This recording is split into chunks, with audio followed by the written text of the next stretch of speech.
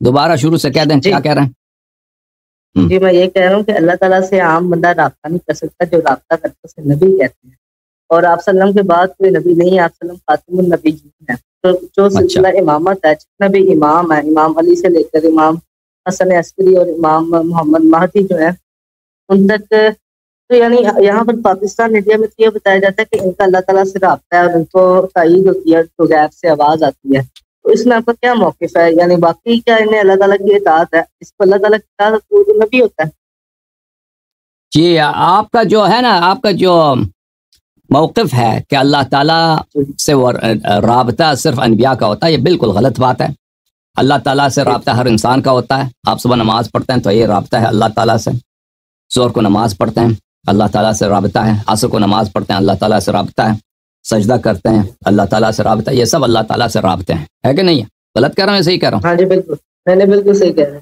ہاں، یہ سب اللہ تعالیٰ سے رابطہ ہے، لیکن اللہ کی جانب سے جو وحی آتا ہے یا تائید آتی ہے، یہ کیا صرف انبیاء علیہ السلام کے لیے مخصوص ہے یا غیر نبی کو بھی مل سکتا ہے؟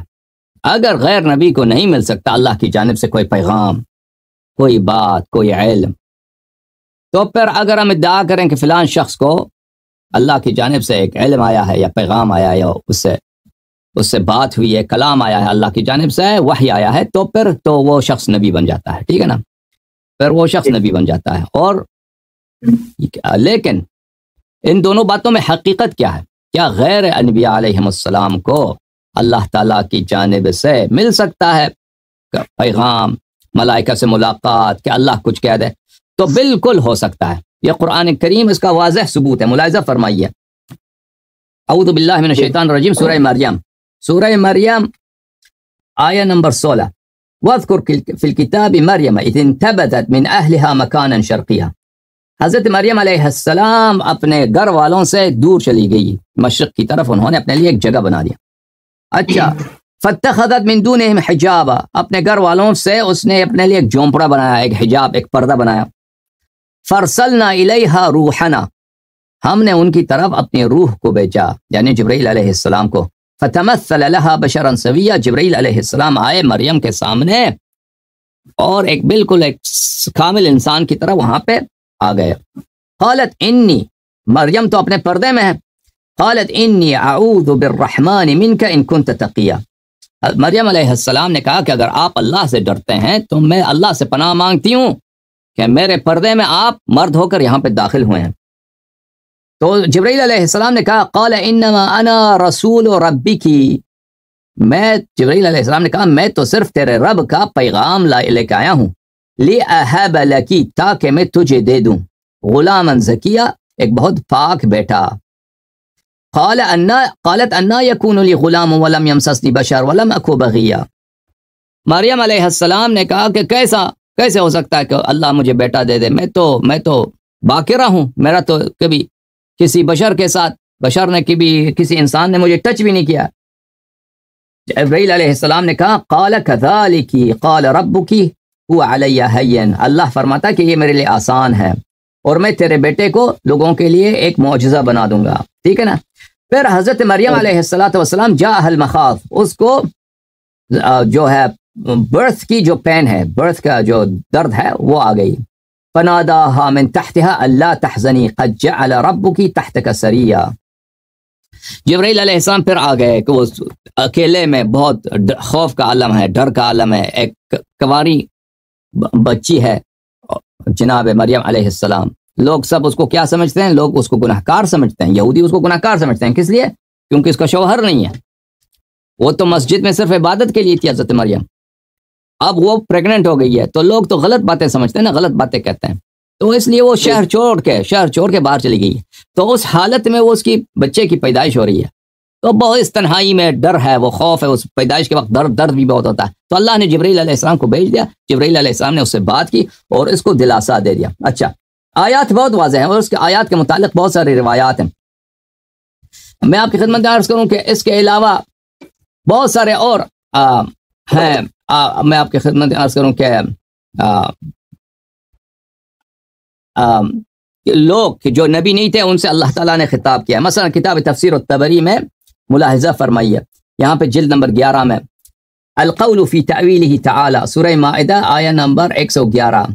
وَإِذْ أَوْحَيْتُ إِلَى الْحَوَارِيِّينَ، اللہ فرماتا ہے میں نے حواریین حضرت عیسیٰ علیہ السلام کے اصحاب کو، ان کو وحی بھیجا، ان آمنوا بی وبرسولی، کہ ایمان لاؤ مجھ میں اور میرے رسول میں. تو حواریین نے کیا کہا؟ قالوا آمنا واشہد بأننا مسلمون، حواریون نے کہا یا اللہ ہم ایمان لاتے ہیں اور تو شاہد رکھ کہ ہم مسلمان ہیں. اور انہی حواریون نے بعد میں غداری بھی کی اور حضرت عیسیٰ علیہ السلام کو ان میں سے کچھ نے قتل بھی کرا دیا. یعنی قتل تو نہیں کرایا، قتل کا منصوبہ بنایا، کوشش کی تھی. بلی واختلفت الالفاظ اہل التاویل فی قوله تعالی وَإِذْ أَوْحَيْتُ وَإِنْ كَانَتْ مُتَّفِقَةَ الْمَعَانِي. وحی کا کیا مطلب ہے یہاں پر؟ بلی وحی کا مطلب ہے سودی نے کہا ہے قذفت فی قلوبہم، اللہ نے ان کے دلوں میں یہ بات ڈال دی. دوسروں نے کہا الہام کر دی، ان کو الہام کر دی. ٹھیک ہے نا. لیکن قرآن یہ سب سودی کی بات ہو یا دوسرے علماء کی بات ہو کہ یہ الہام یا ان کے دل میں ڈال دیا ہے، بہرحال قرآن کا لفظ یہ ہے کہ میں نے وحی کیا ان کی طرف. ظاہر یہی ہے کہ اللہ کی جانب سے وحی آیا. اب واقعاً ان کے دل میں کوئی بات آئی ہے، اس کو قرآن وحی کہہ رہا ہے، اس کی کوئی دلیل نہیں ہے. قرآن کے الفاظ واضح ہیں کہ وحی آیا ہے اس کو. اس کے علاوہ حضرت موسیٰ علیہ السلام کی والدہ، بہرحال شیعوں کا عقیدہ یہ ہے کہ ملائکہ ائمہ علیہم الصلوۃ والسلام کے پاس آتے ہیں. تنزل الملائکۃ والروح فیہا باذن ربہم من کل امر. آپ کو پتہ ہے سورہ قدر آپ کو پتہ ہے میرے بھائی؟ ہاں، سورہ قدر میں اللہ کیا فرماتا ہے؟ تنزل الملائکۃ والروح فیہا، ملائکہ اور روح ہمارے نزدیک جبرائیل سے بھی ایک بڑا ملک ہے. اچھا، وہ شب قدر کو نازل ہوتے ہیں، نیچے آتے ہیں. تو ہر سال آتے ہیں نہیں آتے ملائکہ؟ ہاں، کس کے پاس آتے ہیں؟ لوگوں کے پاس تو نہیں آتے. ہاں، کس کے پاس آتے ہیں پھر؟ وہ اللہ تعالیٰ کی طرف سے زمین پر آتے ہیں. کس کے پاس آتے ہیں زمین پہ؟ وہ اسے سیر کے لیے آتے ہیں. کوئی بھی ان کا مقصد ہوگا جو اللہ نے دیا ہوگا، لیکن فزیکل جو نازل ہوتے ہیں وہ کیا لے کے آتے ہیں؟ کیا لے کے آتے ہیں؟ اللہ کا پیغام. کیا اللہ کا پیغام؟ وہ ایسے ہی لوگوں کے لیے تو نہیں لے کے آتے، کس کے لیے لے کے آتے ہیں؟ اس کے لیے لے کے ائمہ کے لیے. بالکل، ائمہ طاہرین علیہ السلام کے لیے لے کے آتے ہیں. ٹھیک ہے نا. یہ واضح دلیل ہے کہ اس امت میں ایسے افراد ہیں جن پہ ملائکہ نازل ہوتا ہے. قرآن کہہ رہا ہے کہ تنزل الملائکہ، یہ آیت منسوخ تو نہیں ہے. رسول صلی اللہ علیہ وسلم کے بعد بھی ملائکہ نازل ہوتے ہیں. یہ کس کے پاس آتے ہیں؟ یہ کوئی مدرسہ حقانیہ کے مولیوں کے پاس آتے ہیں ملائکہ؟ نہیں. ہاں، اچھا. اور کوئی سوال ہو بھائی، حکم کریں. جی، میں اصل میں کہہ رہا تھا کہ آپ نے جو سورہ مریم کی آیات پیش کی نا، وہ دیکھیں ختم نبوت سے پہلے کا سلسلہ ہے. تب حضرت عیسیٰ بھی نبی تھے اور زمین کا یعنی کانٹیکٹ اللہ تعالیٰ کے ساتھ برقرار. لیکن آپ سلام کے جانے کے بعد مریم نبی نہیں ہے نا. مریم نبی نہیں ہے. ہاں، نبی نہیں ہے. یعنی غیر نبی پہ وحی آتی ہے، غیر نبی سے فرشتوں ملاقات آتے ہیں، اللہ کی جانب سے پیغام آتا ہے. کہنے کا مقصد لیکن اللہ کے نبی، آخری نبی صلی اللہ علیہ وسلم سے پہلے تک یہ ہوتا تھا، ان کی وفات کے بعد منقطع ہو گیا. نہیں ہو گیا. نہیں، بات یہی ہے کہ اللہ کے نبی، آخری نبی کے بعد نبوت منقطع ہو گیا. ایک چیز جو نبوت وہ غیر انبیاء کے لیے بھی ہے. ٹھیک ہے نا. ملائکہ سے ملاقات، اللہ کی جانب سے علم آ جانا، حضرت مریم علیہ السلام نبی ہے. نبی ہاں. اگر نبوت کو ڈیفائن کر دینا. نبوت میں نے ڈیفائن بہت دفعہ کیا، ابھی دوبارہ ڈیفائن کر دوں گا. نبوت سے مراد اگر یہ ہوتا کہ ملائکہ سے ملاقات اللہ کی جانب سے وحی، تو پھر آپ کو کہنا ہوتا کہ حواریین بھی کیا ہیں؟ حواریین بھی نبی ہیں. موسیٰ علیہ السلام کی جو والدہ ہیں وہ بھی نبی ہیں، مریم بھی نبی ہیں. لیکن کوئی یہ نہیں کہتا کہ یہ نبی ہیں، انبیاء ہیں. ٹھیک ہے نا. یہ کوئی نہیں کہتا کہ یہ لوگ انبیاء ہیں. ٹھیک ہے.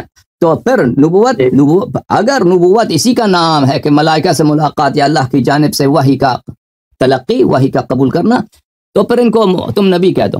ان کو کوئی نبی نہیں کہتا. تو پھر پتہ چلا کہ نبوت اس چیز کا نام نہیں ہے.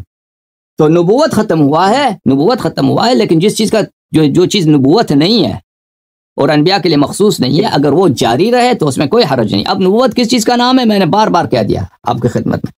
نبوت ایک خطاب ہے اللہ کی جانب سے. یہ نبوت ملائکہ سے ملاقات کا نام نہیں ہے، اللہ کی جانب سے پیغام ملنے کا نام نہیں ہے.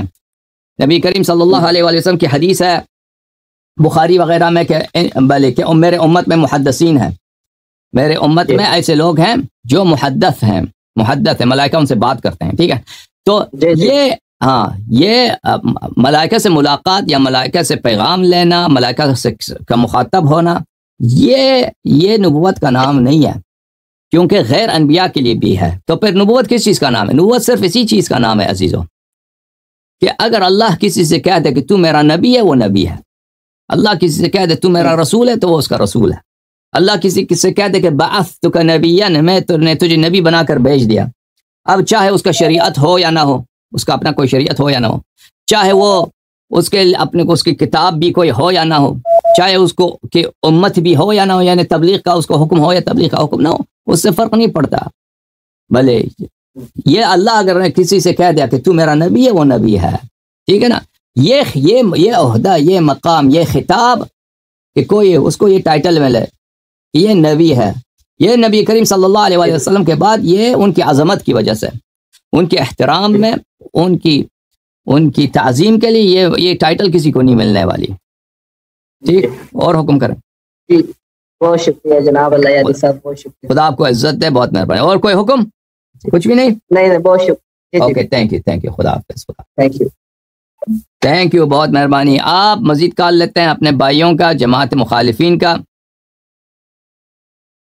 کہ شیعہ مذہب کے متعلق کیا فرماتے ہیں، انشاءاللہ تبارک و تعالی۔ اللہم صلی علی محمد و آل محمد۔